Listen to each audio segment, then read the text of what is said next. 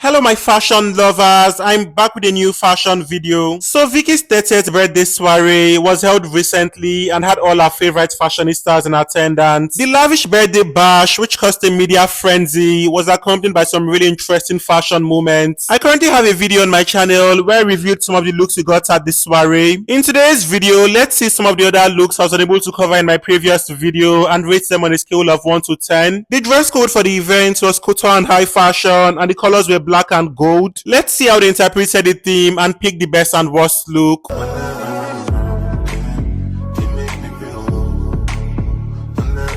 Starting strongly, we have Saga in this suit by Ladleman, styled by King Black. So the suit featured embellishments and gold detail that extended from the lapel. This suit was paired with black wide leg pants, a black dress shirt and black tie. He styled the look with red accessories that contrasted the monochromatic look and completed the look with his embellished hat. So I like how the suit was tailored to him precisely, and I like what they did with the embellishments as well. The choice of accessories, providing a pop of color, was a good addition as well. I feel this is evidently how you serve high fashion, a custom neatly tailored assemblage with gold and silver details. I like how the look felt expensive and oozed elegance, and Saga looked very dashing in this assemblage. It's a well detailed look and a solid 8 out of 10 for me.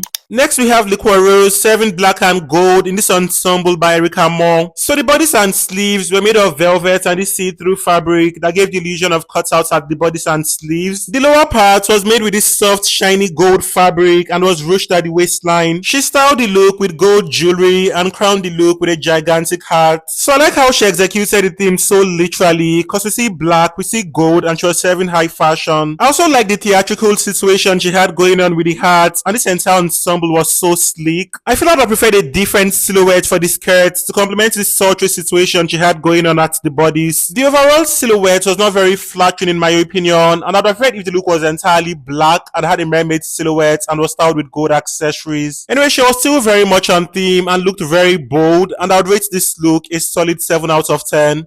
Next, we have Eni serving couture in custom Travis signature styled by Emmanuel Goodnews. So he had on this double-breasted coat that was adorned with a gold chain and also featured interesting details at the lower part. He styled the look with a pair of black gloves and gold accessories, and the color scheme boldly reflected the theme. So Eni was definitely serving high fashion in this ensemble, and the proportion of the details was so unexpected. I kind of feel like the details at the lower part was a bit overwhelming and could have been placed more strategically. I wish those details had different sizes and flowed in an asymmetrical way to give the look more edge. Anyway, he still looked really good, and we have to applaud the super clean execution of this assemblage. The entire look had a very clean finish despite being excessively detailed, and he looked so immaculate. It's a standout look and a solid 8 out of 10 for me.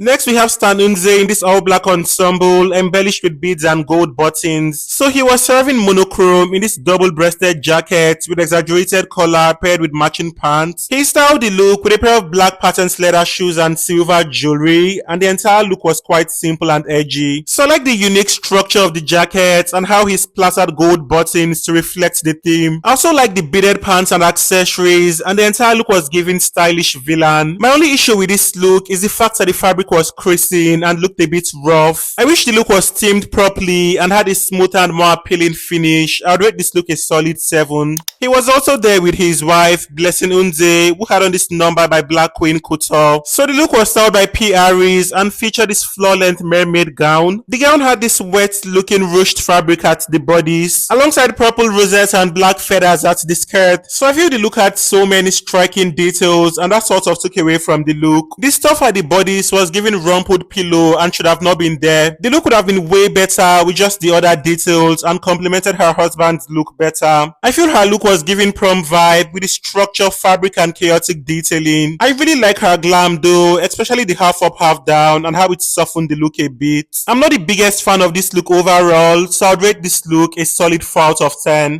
Next, we have famous designer and the face behind the Amy Aghomi brand. So she had on this gorgeous, heavily sequined number in this royal shade of purple. The gown featured a deep neckline and was styled with a statement neck piece which elevated the look. The lower part was draped with this luxurious lace fabric that ruined the entire thing. So I feel this look would have been a perfect dinner gown if she had not tied that stuff there like she's going for August meeting. I don't get what inspired her to attach that stuff there. Probably she ran out of sequins and had to utilize what she had. I feel the gold and purple would have been a regal color combo if the look was executed better. Anyway, I like her choice of accessories, including the clutch and jewelry, and I love her glam. The glowing makeup and bun went with the sensational look, but the lower part was just a mess. I would rate this look a solid 5 out of 10 for the top part.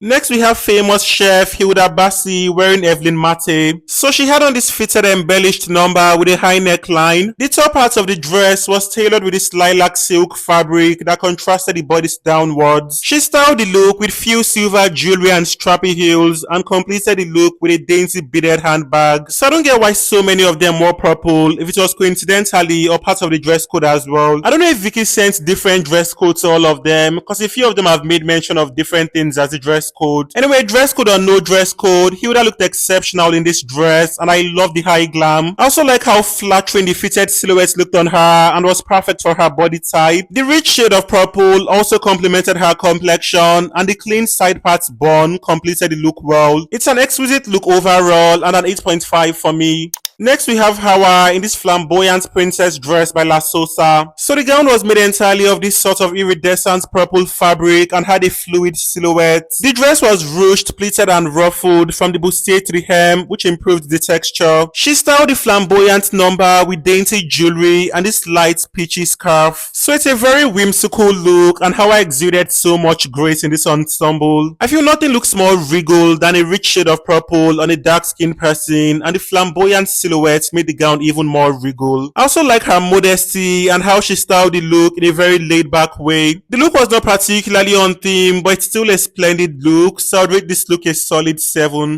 Next, we have Nonce Miraj, who was awarded Best Dressed in Extra Queen's Design. So she had on this Maleficent-inspired look that was made entirely of lace and embroidered with appliques. The gown had dramatic wings attached to the back for a more theatrical flair. She styled the look with a diamond-encrusted jewelry set and Van Cleef bracelet and crowned the look with this updo. So it's a very gothic and captivating look, and I have to applaud the execution of this look. I feel it's so obvious that this look took so much time and effort to bring to life, and I love the whole razzle dazzle. Anyway, I don't know if it's just me, but I sincerely do not feel this was the best look at the soiree. I believe it was one of the most striking looks, but definitely not the best. The whole gothic vibe did not play so well with the theme and was not giving high fashion. It was giving costume instead. It's an interesting look, but not my favorite look, so I'd rate this look a solid 7 out of 10. Next, we have fashion mogul Kiki Oshibanjo serving Golden Girl in custom Lasosa. So she had on this metallic gold gown with beaded fringe at the lower parts. The gown featured golden metals arranged in horizontal stripes across the dress. The metal arrangements combined yellow gold and champagne gold that gave an iridescent effect. She styled the look with sparkly gold jewelry and strappy heels and crowned the look with this half up, half down. So she was clearly a visual representation of the theme and gave us high fashion in this gorgeous gold number. I like how she styled the look, and I love how she exuded poise in this piece. The entire look was so majestic and looked expensive. It's a solid 9 out of 10 for me.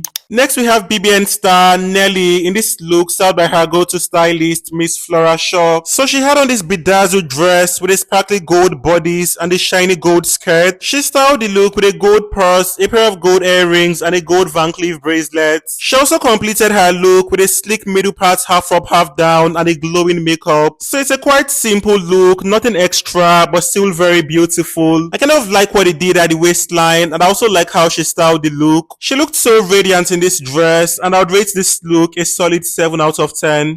Next, we have Chioma Good Hair in this spectacular piece by Tanzanian designer called Brilliant Collections. So she had on this beautiful number with a structured corseted bodice. This strapless bodice had a sweetheart neckline and sort of a deconstructed structure. The skirt was beautifully ruched at the top part and flowed into a mermaid silhouette. She styled the look with a pair of see-through gloves, gold Bottega Veneta clutch, and gold jewelry. She crowned the look with this floral headpiece, which in my opinion was quite unnecessary. So I love the structure of the dress, especially the bodice, and I love those gold hand-shaped details. The texture of the skirt was also appealing, and the entire look was so sophisticated and glamorous. The entire look felt like a classic with a little bit of contemporary take, and I love the soft shade she opted for. Chioma slayed this look as usual, but I don't think the headpiece was needed, so it's a solid 9 out of 10. Next, we have Tomike in this ensemble, courtesy of TMT by Layinka. So she had on this embellished two-piece set paired with a blinding blazer. She styled the look with a stack of statement silver neck pieces, drop earrings, and a silver wristwatch. She completed the look with a pair of white stilettos and crowned the look with clean bangs. So I like the whole disco vibe and funky aesthetic she had going on. There's something a bit unconventional about this look, and it's also a very lively assemblage. The fully sequined blazer added more pizzazz to the look, and the statement jewelry gave the look more edge. She looked really interesting overall, and I'd rate this look a solid 7 out of 10. Next, we have Jenny Frank serving us class in this ensemble by Bride X Planet. So she had on this two-piece set that included a cropped jacket embroidered with beads and stones. She paired the jacket with a matching knee-length skirt that was softly ruched and featured bows at the waistline. The ensemble also included this brown corset and was styled with a pair of black stilettos and a nude handbag. She completed the look with this elegant heart-shaped fascinator with a veil. So she looked so timeless in this piece and had a very distinct interpretation of the theme. The entire look was well proportioned and curated, and she exuded confidence in this ensemble. The look also had a vintage aesthetic with a modern spice, which I'm totally living for. I love how she commanded attention and stood out in this piece. I'd rate this look a solid 9 out of 10. Next, we have the iconic Shaffy Bello in custom Lady Billionaire luxury. So she had on this structured ball dress with an asymmetrical hem. The top part of the gown featured pleats and an equally dramatic neckline. She styled the look with a pink purse, pink crystals, and a pair of sparkly stilettos. So I really like the accessories she opted for and how the pink added vibrancy to the look. I also like the polka dot fabric the dress was tailored with, as well as the unconventional silhouette. The look had a complex silhouette and was well tailored and styled. She carried this look so well and looked so youthful and stylish in this assemblage. I love the striking flair, and I would rate this look a solid 8 out of 10. Next, we have the birthday girl, Veekee James in custom Veekee James. So this was her second look. I already reviewed her first look in my part 1, which I'll be sure to tag to this video. So for her second look, she opted for this multicolored see-through number. The gown featured a sherbone corseted bodice and was embellished with pink, green, black, and gold beads. She styled the look with a pair of strappy heels and dangly earrings. For her glam, she opted for a glowing makeup barriere alongside gold manicure. She completed the look with this curly side part by Adefunke. So she looked so sexy in this sheer number, and the naked illusion was done so well. The beadwork also looked very whimsical and flowed so beautifully. The entire look was so splendid, risky, and exciting. It's a solid 10 out of 10 for me. For her final look, she gave us this piece by Prudential Atelier, styled by Wriggle by Dovin. So the gown was fully embellished and featured an array of bold colors that flowed in different patterns. She styled the dress with a pair of baby pink Versace stilettos. She also opted for this emerald green Judith Leber Martini clutch and few diamond encrusted jewelry. So the look kind of reminded me of this mind-blowing dress she created for Nashira. I kind of wish she had saved this dress for herself, because this look would have been so perfect for this occasion. Anyway, Prudent did an amazing job with this one, and the styling and glam elevated the look. I like the whole 3D effect, but I'm not a fan of the color blocking. I feel a different color scheme would have been a better idea. Anyway, she still looked really good regardless. I'd rate this look a solid 9 out of 10. So we've come to an end of today's video, and these were some of the interesting looks at Veekee James' birthday soiree. If there's any look you can't find in this video, be sure to check my part 1 where I reviewed the other looks. If you'd also love to know my thoughts on her pre-birthday looks, be sure to check it out on my channel as well. For my best dressed, I would have to go with Idia Aizen in this spectacular red number. For my worst dressed, I would have to go with Uriel in this assemblage. I would love to know your thoughts on these looks in the comments as usual. Who was your own best dressed and worst dressed? If you enjoyed this video, be sure to give this video a thumb up to help the algorithm push it to more audience. If you are yet to subscribe to my channel, please do not forget to subscribe as well. Shout out to all my returning subscribers. You all are the absolute best. Bye for now, and see you all in my next video.